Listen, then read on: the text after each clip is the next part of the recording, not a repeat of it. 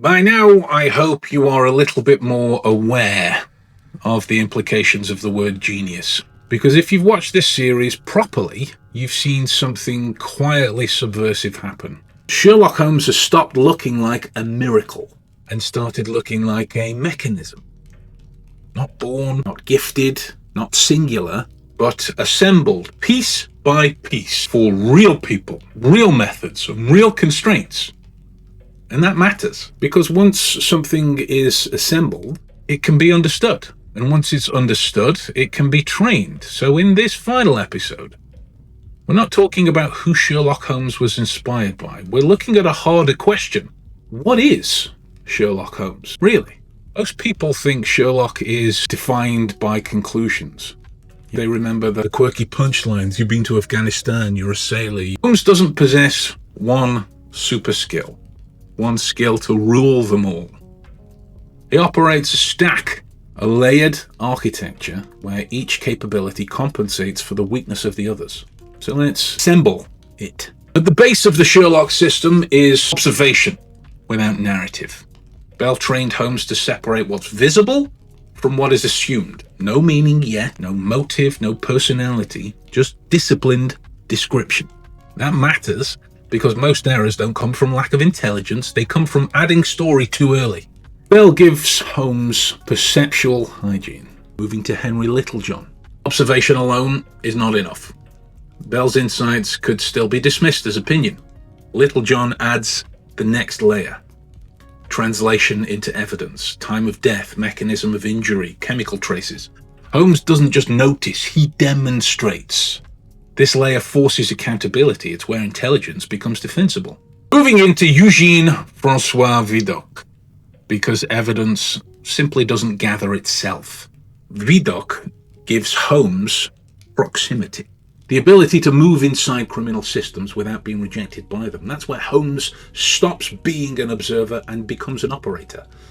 He understands crime not as a theory, but as a lived behavior. Vidocq solves the access problem. Edmund Locard, the knowledge that access still leaves uncertainty. Locard removes ambiguity. Every contact leaves a trace. Holmes no longer relies on memory, testimony, or cooperation. Matter records behavior, whether people want it to or not. This layer makes truth stubborn. Jerome Caminada. Gathering clean information requires something counterintuitive. You must not change the environment. Caminada gives Holmes invisibility, the ability to be present without triggering adaptation. Because people don't reveal truth under observation, they reveal it under assumed safety. That layer protects authenticity.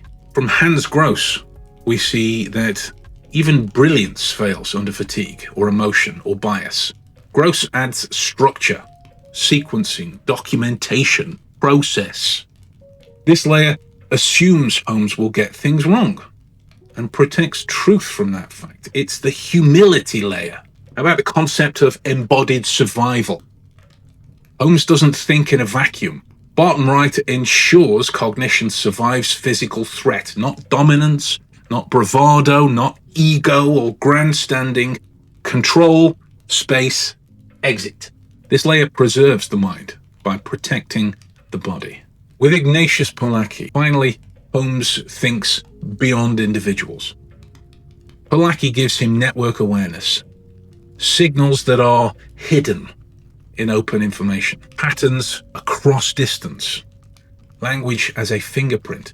This layer lets Holmes operate at scale, and the power behind the entire system, intensity. Bud gives Holmes speed, obsession, and edge, but also risk, which is why every other layer exists. Holmes works because his volatility is constrained.